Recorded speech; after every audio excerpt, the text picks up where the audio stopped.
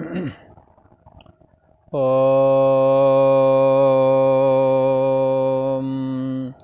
गुरु ब्रह्मा गुरु विष्णु गुरुदेव महेश्वरा गुरु साक्षात् परम ब्रह्म तस्मै श्री गुरुवे नमः। योगेश्वर श्री कृष्ण भगवान की जय। ऐं सरस्वत्यै नमः। पूर्व में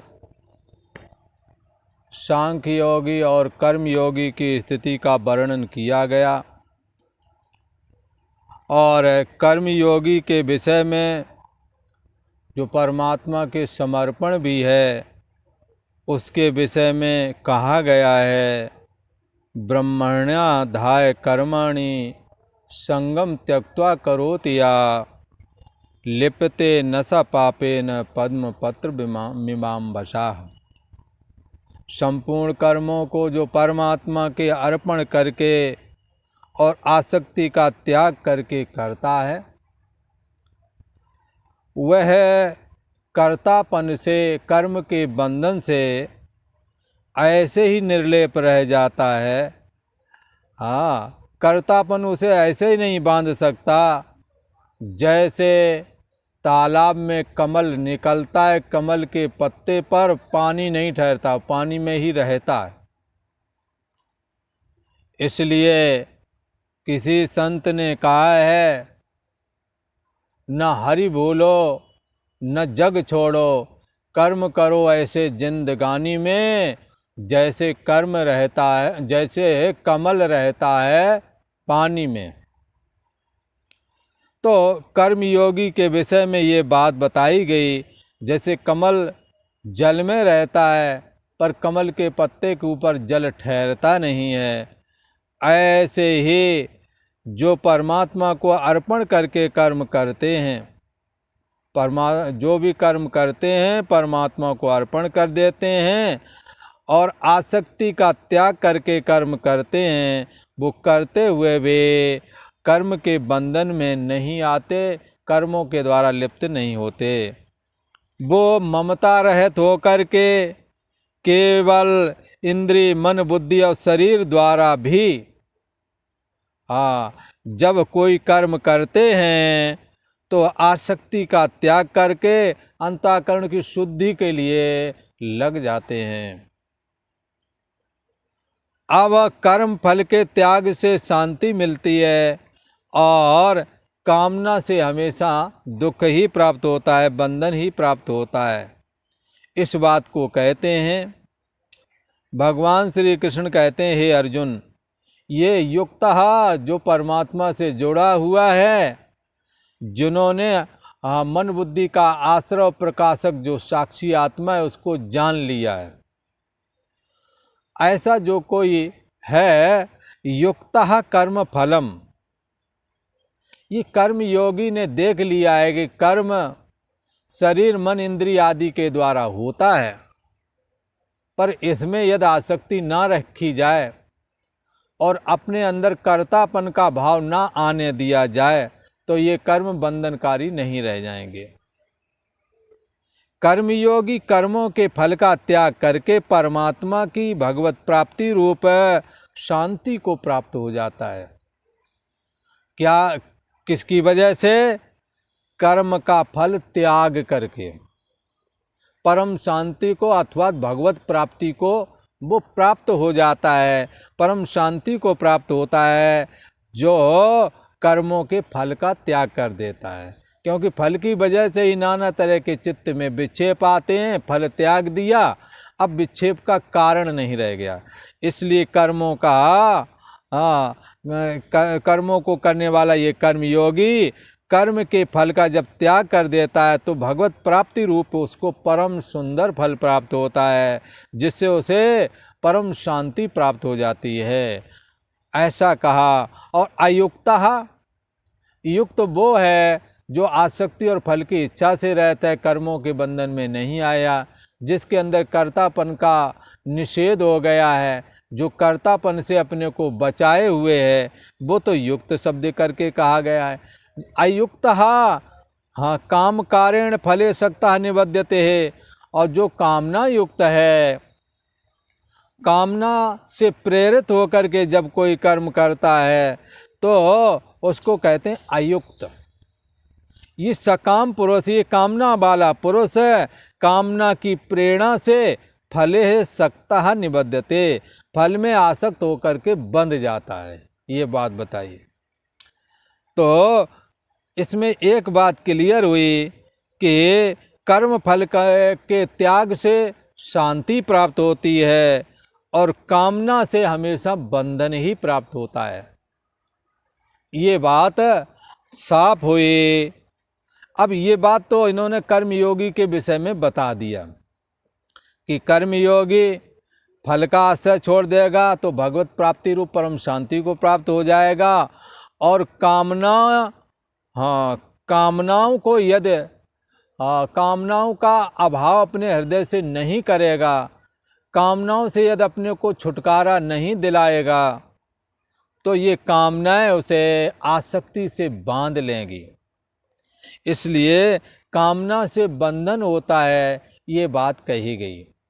और ये जो योग वासिष्ठ नाम का ग्रंथ है, जिसे वाल्मीकि जी महाराज ने कथन किया है और वशिष्ठ जी महाराज इसके प्रवक्ता हैं, तो वो कहते हैं, हे राम जी, वासना ही कर्म बंधन है, वासना ही बंधन है और वासना से रहित होना ही मुक्ति है।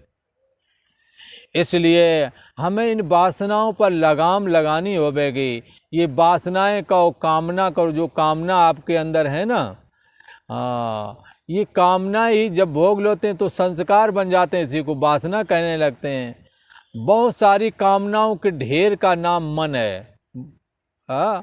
जैसे गेहूं के बोरे में बहुत सारे गेहूं के दाने मिलकर के तब बोरा भरा है, ऐसे ही वासनाओं के ढेर का नाम मन है, कामनाओं के ढेर का नाम मन है। कामनाओं के रहते काम अक्षत सुख सपने नहीं, बिन संतोष न काम नशाई। आप जहाँ हो जैसे हो अपनी कामनाओं पर रोक लगाएं, क्योंकि बगैर कामनाओं पर रोक लगाए आपको सुख नहीं मिल सकता। वह काम अक्षत, बिन संतोष, संतोष के बारे कामना नहीं नष्ट होती है, और काम अक्षत सुख सपने नहीं। और काम के विद्यमान रहते स्वप्न कामना मत, दुनिया भरे की कामना है, ना तो चैन से सो पाते हो, टैबलेट लेकर के तो नींद आती है, और घर में पैसे भी हैं और बढ़िया सा बेड भी लगा हुआ है, सब कुछ तो है नौकर चाकर, नींद नहीं आ रही है। क्यों? क्योंकि कामनाएं जो आपको सोने नहीं देती है। उन कामनाओं के चलते कोई कामनाएं ऐसी हैं जो दुख दे रही हैं, उस दुख के चलते आप दवाई भी खा रहे तो नींद बड़ी मुश्किल से आ रही है। इसलिए यदि सुखी रहना है तो जो है जैसा उसको स्वीकार कर लो, उसी में संतुष्ट रहो। बिन संतोष न काम नसाई, काम अक्षत सुख सपने नहीं। इसलिए यदि बंधन से मुक्ति पाना है, यदि सुखी रहना है, तो कामनाओं पर हमें नियंत्रण करना होगा। ये तो कर्मयोगी की स्थिति का निरूपण किया। अब सांख्य योगी की स्थिति का भी निरूपण करते हैं। सांख्य योगी आत्मा का श्रवण करता है, मनन करता है, निधिध्यासन करता है। जैसा कि उपनिषद में बताया गया है कि आत्मा बारे दृष्टव्या, श्रोतव्यो, मंतव्यो, निधिध्यासितव्या। हमने परम ब्रह्म परमात्मा को जानना है जो कि सबका आत्मा बना हुआ है, सबकी बुद्धि देश का साक्षी है, जिसको हम आत्मा शब्द करके कहते हैं, जिसको हम साक्षी शब्द करके कहते हैं, वो निर्लेप तत्व है, सारे जगत का आधार है, और भगवान श्री कृष्ण का वही अंतर्यामी रूप है। वही सैव उसी को शिव बोलते हैं, वैष्णव उसी को विष्णु बोलते हैं, शक्ति वाले उसे शाक्त बोलते हैं, और शूर वाले उसे शौर बोलते हैं, और दुर्गा वाले शक्ति ये उसे पराचिति भी बोलते हैं, और गणेश वाले उसे गाणपत्य बोलते हैं। एक ही तत्व है। ईश्वर ने यही तत्व जब माया को स्वीकार करता है तो ये ईश्वर बन जाता है। फिर ईश्वर ये 5 रूप में प्रकट होता है। जब रिद्धि सिद्धि देता है तो गणेश बन जाता है। जब जगत को उजाला देता है तो यही ईश्वर सूर्य बन जाता है। इसलिए ओम सूर्याय नमः, ओम गंगणपतये नमः। जब ये जगत का पालनहार बनता है तो ओम विष्णवे नमः, विष्णु बन जाता है। ओम सब में जुड़ा है। ओम ही ईश्वर का प्रथम नाम है। और जब वो दुर्गा बनता है तो ऐम ह्रीम क्लीम चामुंडाई बिच्चे। तो इसी प्रकार से शिव जी का रूप धारण करता है तो उसी को ओम नमः शिवाय। वो ईश्वर का मूल नाम ओम ही है। ओम ही नाना रूप आकार धारण कर लेता है। जो सगुण निराकार है वो ओम जगत का ईश्वर है, वही 5 रूपों में प्रकट होता है। इसीलिए वो शिव के रूप में प्रकट होता है। तब कहता मेरे से सृष्टि उदय हुई है, मेरे में स्थित है, मेरे में लीन हो जाती है। और जब दुर्गा से होता है तो दुर्गा के रूप में कहता है मेरे से उदय हुई, मेरे में स्थित है, मेरे में लीन हो जाती है सारी सृष्टि, सारा जगत। गणेश जी के विषय में पढ़ो तो वो भी यही कहते हैं, सारा संसार हमारी तुंडी से हुआ है, हमारे में स्थित है, हमारे में लीन हो जाता है। भगवान विष्णु भी यही बोलते हैं, शिव जी भी यही बोलते हैं। तो लोगों को भ्रम होता है ये कितने ईश्वर हैं हिंदुओं के। ईश्वर एक ही है, रूप अलग अलग हैं, पोज अलग अलग हैं, आदमी एक ही है। कभी नीली पोशाक पहन के फोटो खींच ले, फिर काली पहन करके, फिर पीली पहन कर खींच लेते हैं। ऐसे अनेकों तरह के पोज ले लेते हैं। तो आदमी कितना हो गया, आदमी एक ही बना रहा। ऐसे ही ईश्वर एक ही है, पर अनेक प्रकार के पोज में, अनेक प्रकार के रूप में प्रकट होता है। सांख्य योगी उस महान आत्मा का, यही जो तुम्हारी अपनी अंतर्यामी आत्मा, यही माया शक्ति को स्वीकार करके ईश्वर रूप होती है। फिर ईश्वर से 5 रूप हो जाती है, शिव जी के रूप में, गणेश जी के रूप में, सूर्य के रूप में, दुर्गा के रूप में, भगवान विष्णु के रूप में, जिनके अवतार, जिनके रूप राम और कृष्ण भी हैं।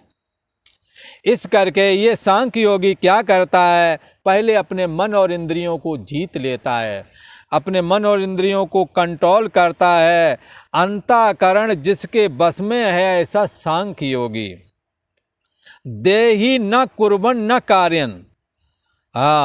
ये सांख्य योगी पुरुष न करता हुआ न करवाता हुआ, ना तो ये करता है न करवाता है, अंदर शांत बैठा और उस महान आत्मा को के माध्यम से देख रहा है कौन जानने वाला है, इसमें कौन सदा बना रहता है, कौन लीन हो जाए, कौन सो जाता है, कौन जागता रहता है, किसके रहते हमारा होना ना होना हुआ, किसके रहते हमारा सोना और जागना जाना गया, किसके रहते हमारा बचपनी जवानी और बुढ़ापा जाने गई। ये क्या है, ये कुछ न तो करता है न किसी से करवाता है, शांति से बैठकर इस बात का चिंतन करता है। और क्या, कहाँ चिंतन करता है, किसी ने कहा किस जगह के कौन से मकान में बैठता है, तो बताया 9 द्वारे पुरे देही। ये न किसी से कुछ करता न करवाता हुआ, 9 दरवाजे वाला जो ये शरीर है, ये शरीर एक घर है जीवात्मा का, इसी में वो शांति से बैठ जाता है। तो 9 दरवाजे वाले शरीर रूप घर में सर्व कर्माणि मनसा संन्यस, शांति से बैठ गया ध्यान की पोजीशन में, और न तो कुछ करता है न करवाता है। 9 दरवाजे वाले इस शरीर में तो बैठा हुआ 9 दरवाजे वाले शरीर। ये देखो, ये आँखों वाले शुरू, मुंह वाला, कान, आँख, नाक, और एक नीचे साइड के 2, इस तरह से ये 9 सुराख हो जाते हैं शरीर में, ये सबके होते हैं। तो यही एक 9 दरवाजे वाला घर है, जहाँ बैठ करके वो शांति से इस बात को देखता है आखिर इसमें सच्चा कौन है और कौन झूठा है, कौन सत है कौन असत है, कौन परमात्मा है कौन इसमें माया भाग है, इस पर वो विचार करता है।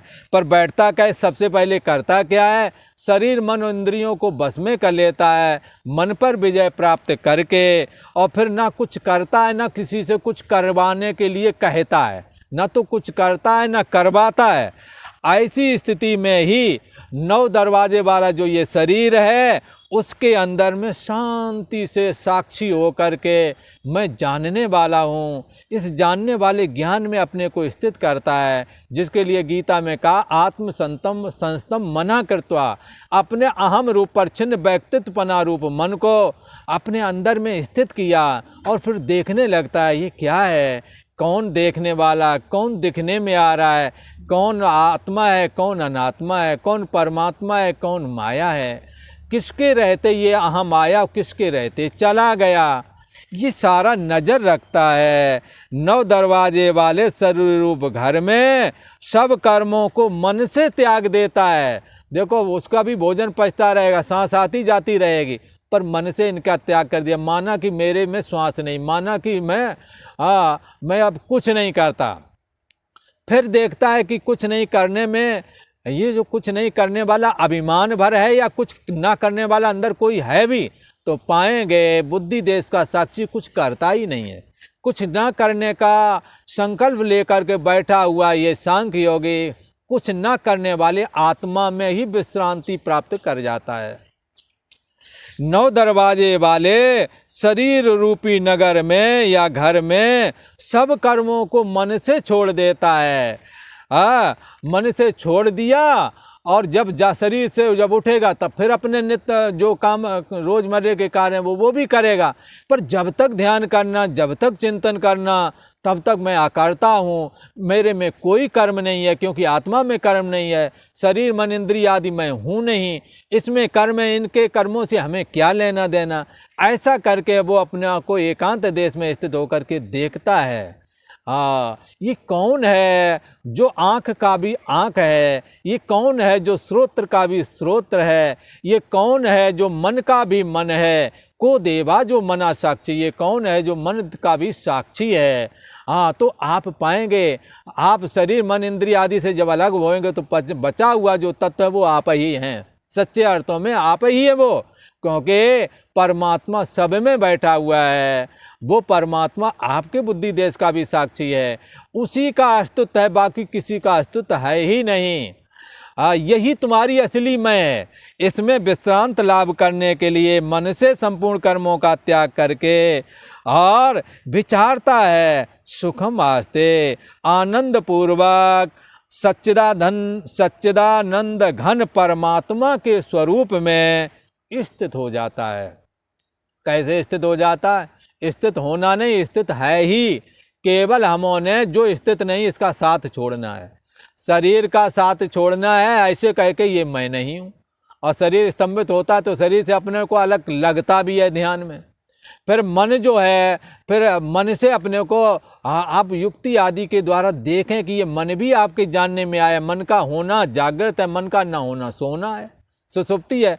तुम्हारे अहम का होना ना होना भी जाना गया। ये जो अहम ही है ये सच्चे अर्थों में मन ही है या बुद्धि कह लो, ये आपके द्वारा जानने में आया। तो ये आप कैसे हो सकते हैं? आप तो वो हैं जिसके द्वारा ये जानने में आया, और जिसके द्वारा ये जानने में आया है वो भगवान श्री कृष्ण का अंतर्यामी रूप है।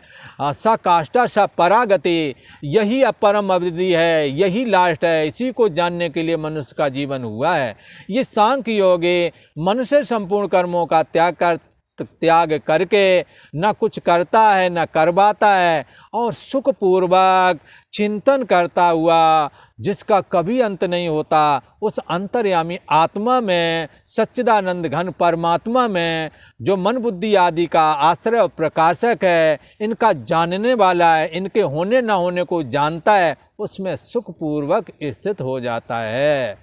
इस तरह से ये सांख्य योगी परम शांति को प्राप्त हो जाता है। और आज इतना ही। ओम शांति शांति शांति।